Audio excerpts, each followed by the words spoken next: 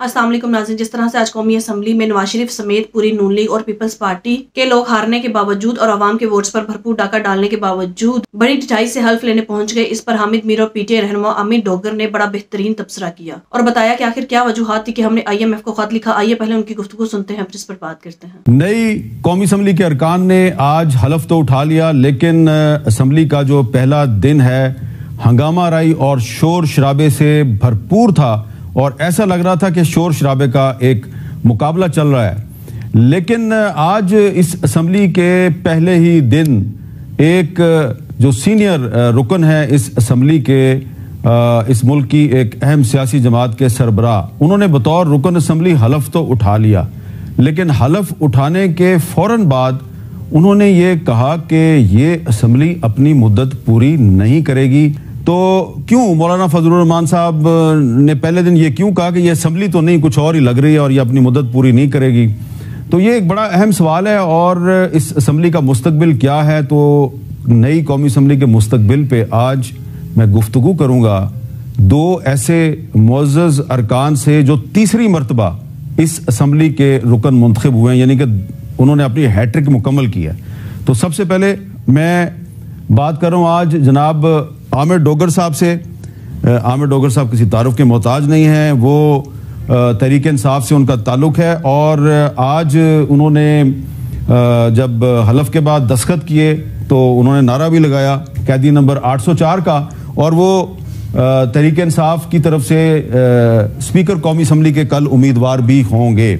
सबसे पहले ये बताएं कि क्या लग रहा है आपको, मौलाना फजलुर रहमान साहब ने ये क्यों कहा कि उनको इस असम्बली के मुस्तकबिल के बारे में डाउट्स हैं, ये 5 साल पूरे नहीं करेगी? मैं मौलाना साहब की बात की तायद करूंगा। ये मेरी तीसरी असम्बली है। जितनी आज मैंने हुकूमती बेंचेस पे के चेहरे लटके हुए, उदासी, खामोशी और यूं जिस तरह एक बंदा मुर्दा सा नहीं होता और वो असम्बली में आ जाता है सिर्फ हल्फ लेने के लिए, जो मैंने देखा है, इससे पहले मैंने किसी असम्बली में ऐसी बेरौनक नहीं देखी। और ये अंदर का जो उनका ज़मीर है वो इनको झंझोड़ रहा है।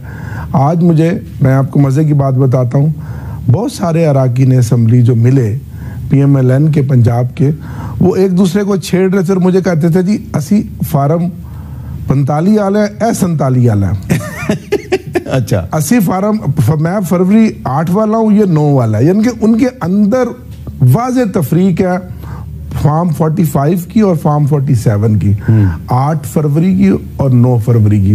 तो जब इस तरह की असेंबली हो जिसमें मेजॉरिटी फार्म 47 से जितवाए हुए हों और हमारे मेंबरान जिनको हराया वो हजारों वोटों से जीते हों। अच्छा, एक बात बताएं, आप 98,000 की लीड से जीते हैं? जी, मैं 98,000। और किसके मुकाबले पे जीते? जहांगीर तरीन के मुकाबले। तो आपने डोगर साहब जहांगीर तरीन साहब को हरा दिया, जिसके बारे में एक ख्याल ये था कि तमाम जो ताकतवर लोग हैं उसके पीछे खड़े हैं, और आपने 98,000 की लीड से हरा दिया।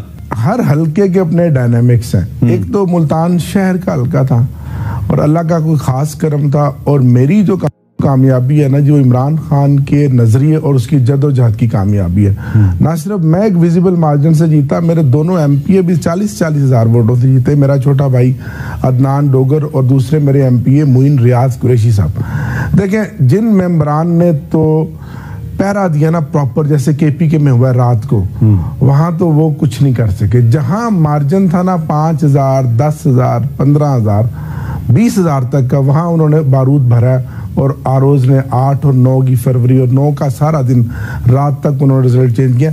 70 सीटें हैं हमारी जो फार्म 45 के मुताबिक हम जीते हुए हैं, और इनको ये खुद पता है, इनकी लीडरशिप को पता है, इनको बता दिया गया। आप कह रहे हैं कि 70 सीटें आपकी? जी, 70 सीटें। तो लेकिन आपने जो IMF को खत लिखा उसमें तो कहा कि सिर्फ 30% सीटें जो है उनकी इंक्वायरी करो। नहीं, वो तो हमने इसलिए कहा है कि देखें, जब IMF का वफद हमारे पास आया था, हमने तमाम खदशात और तहफ़्फ़ुज़ात के बावजूद इलेक्शन में हम चले गए, और अब एक इलेक्शन जिसमें 50 अरब रुपया खर्च किया हो और फिर उस पे अवाम को डाका डालकर उस इलेक्शन को रिग्ड करार करके, जिसको यूरोपीय यूनियन भी कह रही है, तमाम मुबसरीन कह रहे हैं, IMF कह रहा है कि ये इस इलेक्शन पे शदीद खदशात है, तो पैसा हम लेते हैं IMF से कशकोल की तरह, उसके उसके जरिए उसके बदले में IMF हम पे टैक्स लगाता है, हमारा खून चूसता है और उस पैसे का हम इस तरह से बेदरेग इस्तेमाल करते हैं।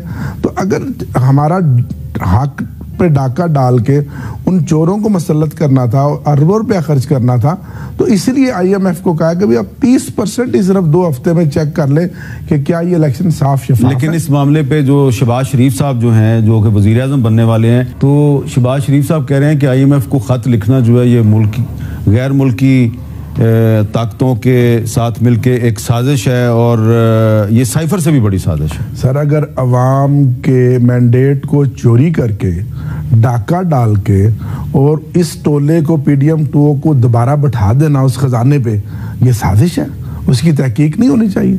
ये कौन सी साजिश है? हम तो कह रहे हैं कि ये रिग्ड इलेक्शन है, ये फ्रॉड है, इलेक्शन के नाम पे ये फ्रॉड हुआ है। हम चाहते थे कि शायद सियासी इस्तेकाम के साथ मुआशी इस्तेकाम आ जाए, लेकिन ये तो बेनकाब हो गए।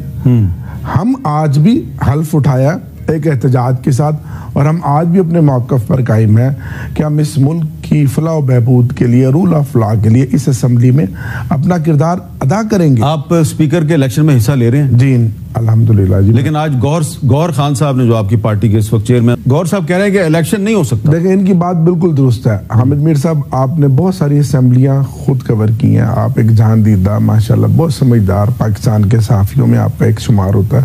कभी ऐसी असम्बली देखी है कि जिसकी 93 सीटें हों और उसकी स्पेशल सीटें जो 32 से 33 बनती हों, वो हाउस में आए ना और आप इलेक्शन करवा दें? अब मैं उन स्पेशल सीट्स में से अगर कोई मेंबर 93 नहीं, मेरा ख्याल 92 है। एक तो आपका बंदा उस मुस्लिम लीग नून में चला। जी जी सर, अब जी 92 कर लें, चले 92 होगी ना? 92 कर लें। वैसे ये भी एक बड़ी अहम बात है। हाँ जी, कि सिर्फ आपका एक बंदा सर आज आपके 92 बंदे पूरे थे। 92 पूरे थे सर। एक हमारे मानसेरा से अन्य 15 से जिन्होंने नवाज शरीफ को हराया, उनका नोटिफिकेशन आज नहीं, शहजादा गुस्ताफ साहब, उनका नोटिफिकेशन नहीं हुआ। जब नोटिफिकेशन हो जाएगा तो 93 तमाम तर प्रेशर दबाव के बावजूद, आप क्रेडिट देना मैंने इसको कि सिर्फ एक आदमी टूटा, वो भी लाहौर शहर से उसका ताल्लुक था और मुस्लिम लीग नून से ही आया था और वो वापस चला गया और वो भी पछतावा। और उसको जब टिकट मिल रही थी तो आपकी पार्टी के बहुत से सीनियर लोगों ने रौला डाला कि इसको ना टिकट दो, ये चला जाएगा। फिर भी टिकट, बस वो चौथे दिन चला गया, बाकी कोई नहीं किया सर। सर, आज जो बंदा जाएगा, सियासत करना चाहता है, वो अपने सियासी खुदकुशी के परवाने पे खुद दस्तखत कर। तो आप फिर इसका मतलब है स्पीकर का इलेक्शन लड़ेंगे? सर, हम सुबह फिर अपना एहतजाज जारी रखेंगे। हम फिर मुतालबा करेंगे जो प्रेसिडेंट ऑफ पाकिस्तान ने भी कहा था, इसलिए उन्होंने असम्बली को डेफर किया था कि जब तक स्पेशल सीट्स मुकम्मल नहीं हो जाती, ऐवान मुकम्मल नहीं है, उस वक्त तक मैं इजलास नहीं बुलाऊंगा। अच्छा। लेकिन 21वें दिन क्योंकि रूल्स कहते हैं उसमें वाजे है और प्रेसिडेंट ने भी रात समरी 12 बजे साइन करके भेज दी, तो हमें आज फिर एहतजाज के साथ मजबूरन प्रोटेस्ट भी हमने किया और हमने हल्फ उठाया। आज भी हमारा इलेक्शन कमीशन से मुतालबा है कि देखें 12-13 दिन हो गए हैं, तीसरा दिन उन्होंने बहस करके भी फैसला हमारा रिजर्व रखा हुआ है। और फिर उसके ऊपर मैं कुर्बान जाऊं उन सियासी पार्टियों को जो चूचू का मरब्बा PDM 2 इकट्ठी हुई है कि हमारी सीटें भी ले ली। इससे बड़ी चोरी और डाका क्या होगा कि हमारे मैंडेट को भी चुरा लिया और फिर ECP पे भी पहुंच गया कि ये जो PTI की SIC की सीटें हैं ये भी हमें दे दी जाए, यानी कि उनका पेट ही नहीं भर रहा। अच्छा, ज्यादती की इंतहा है। आपको तो मियां नवाज शरीफ साहब खुद यास्मीन राशिद साहिबा से हार चुके हैं, खुद वो हारे हुए हैं और मानसेरा से भी हार गए हैं। 17 सीटें हैं और आज जनाब उनको इधर उधर से खींच खूंच के करा के उन्हें पार्लियामेंट की सबसे बड़ी पार्टी डिक्लेयर कर दिया गया। अच्छा, वो जो आप तस्वीरें लेके गए अपनी पार्टी के बानी चेयरमैन की, तो ये क्या रोज लेके जाएगा? सर, वो तो हम इसी तरह का एहतजाज जारी रखें। देखें ना, हमें तो वोट उसी पार्टी के उस इमरान खान के आदि नंबर 804 का मिला। अब मैंने 1,48,000 वोट लिया, ये वोट इमरान खान को लोगों ने दिया। ऐसे ऐसे इनकलाब हुए हैं हामिद मीर साहब, मैं आपको बता नहीं सकता कि जो हम सुनते थे 70 में खंबे को वोट दिए हैं, इमरान खान ने खंबे खड़े किए थे और वो भी जीते हैं और बड़े बड़े लोगों के मुकाबले में जीते हैं। वो मैं कभी आपको तफसील बताऊंगा आपके प्रोग्राम में, वक्त अब इतना नहीं है कि ऐसे ऐसे लोग जीते हैं कि ये खंबा था, ये इनकलाब था। 8 फरवरी को जो लोग निकले उन्होंने तो अपना हक अदा कर दिया। अब अगर आप अवाम के मैंडेट को तस्लीम ना करें तो ये ज्यादती होगी। नाज़रीन, सबसे पहली बात तो ये कि पीटीआई की तरफ से जो आईएमएफ को खत लिखा गया उसमें ये सबसे पहले वाजिया किया गया कि हम पाकिस्तान की सालमियत को किसी तरह का कोई नुकसान नहीं पहुंचाना चाहते, लेकिन आईएमएफ की शरायत है कि जिस मुल्क में हकीकी जमहूरियत होगी और अवाम के मैंडेट पर डाका नहीं डाला जाएगा, सिर्फ उसी मुल्क में सर्व करे। लिहाजा आईएमएफ की जिम्मेदारी बनती है कि जिस मुल्क में हकीकतन जमहूरियत हो वहां ही ऑपरेशन जारी रख सकता है। गुज़श्ता साल जब आईएमएफ का वफ्द इमरान खान से मिलने आया तो इमरान खान का एक ही मुतालबा था कि आप हमारे मुल्क को कर्ज जरूर दे, लेकिन इस बात को यकीनी बनाएं कि मुल्क में फ्री एंड फेयर इलेक्शंस होंगे, क्योंकि हमने कर्ज वापस भी करना है। अगर अवाम के वोट्स पर डाका डालने के बाद लोगों को अवाम के मैंडेट के खिलाफ जाकर इस मुल्क पर मुसल्लत किया जाएगा तो फिर वो कर्ज कैसे वापस करेंगे। लिहाजा वो आईएमएफ से लिए गए कर्ज का कहीं भी सही इस्तेमाल नहीं करेंगे, बल्कि अपनी अयाशियों में जाया कर देंगे। लेकिन अगर बनने वाली हुकूमत अवाम के मैंडेट के मुताबिक हो तो फिर हुकूमत को भी पता होता है कि अवाम का प्रेशर क्या होता है और अवाम के मफादात क्या हैं, और अगर वो अवाम के मफादात का ख्याल नहीं करेंगे तो अवाम इन्हें दूसरी बार कभी भी वोट नहीं देगी, अवाम इन्हें मुस्तरद कर देगी। तो एक इखलाकी तौर पर भी अवाम का हुकूमत पर प्रेशर होता है। अवाम के मैंडेट के मुताबिक आने वाली हुकूमत कभी भी पीडीएम की हुकूमत की तरह से अय्याशी नहीं करती। लिहाजा कर्जा लेने का हक सिर्फ उनका है जो अवाम के मैंडेट के मुताबिक आए, क्योंकि अवाम ने ही अपनी जेबें काट कर बाद में आईएमएफ को कर्ज वापस करना होता है, क्योंकि ये कर्ज नून लीग और पीपल्स पार्टी ने अपनी जेबों से तो वापस नहीं करना। तो अगर अवाम ने ही कर्ज वापस करना है तो फिर अवाम के मैंडेट के मुताबिक हुकूमत क्यों नहीं लाई जाती, और अवाम की रिस्पेक्ट करते हुए अवाम की मर्जी की हुकूमत क्यों नहीं लाई जाती। इस पर नून लीग और पीपल्स पार्टी की तरफ से पीटीआई पर गद्दारी के इल्जाम लगाए जा रहे हैं। अगर नून लीग और पीपल्स पार्टी को पूरा यकीन है कि ये इलेक्शन सही आए हैं और ये अवाम के मैंडेट के मुताबिक सीटें जीते हैं, तो फिर इन्हें पीटीआई के इस फैसले पर इन्हें वेलकम कहना चाहिए कि वो ऑडिट करवाएं ताकि दूध का दूध और पानी का पानी हो जाए। लेकिन क्योंकि इनके दिल में चोर है, इन्होंने अवाम के वोट्स पर इतना बड़ा डाका डाला है कि ये दिल ही दिल में खौफजदा है कि अगर इलेक्शंस का ऑडिट हुआ और हमारी करतूतें सारी सामने आ गई तो हम इलेक्शंस तो छोड़ें, सीटें तो छोड़ें, हम अवाम में मुंह दिखाने के काबिल भी नहीं रहेंगे। लिहाजा इसी वजह से ये चाहते हैं कि इस मामले को रफा दफा किया जाए और किसी सूरत भी इलेक्शंस का ऑडिट ना हो सके। नाज़रीन, अगर ऐसा ही चलता रहा तो मुल्क तरक्की की तरफ कब जाएगा, क्योंकि मुल्क तो पहले ही एक दलदल में धंसता चला जा रहा है। अगर ये अपने ओहदों और सीटों की लालच में इसी तरह से मुल्क के साथ करते रहे और इसी तरह बूट पॉलिश करते रहे तो इस मुल्क का तो फिर अल्लाह ही हाफिज है। जिस तरह से कौमी असम्बली का इजलास गैर कानूनी और गैर आईनी तौर पर बुलाया जा रहा है, यह हकीकतन गद्दारी और बगावत के मुकदमात की तरफ लेकर जा रहा है, क्योंकि जो अवाम के मैंडेट को चोरी करता है, जबरदस्ती इस मुल्क पर मुसल्लत होता है, वो गद्दारी का मुर्तकिब होता है। लिहाजा इनका वही हिसाब है कि उल्टा चोर कोतवाल को डांटे। नाज़रीन, आपकी इस बारे में क्या राय है, कमेंट में जरूर बताइएगा। अगली वीडियो में मिलते हैं, तब तक के लिए अल्लाह।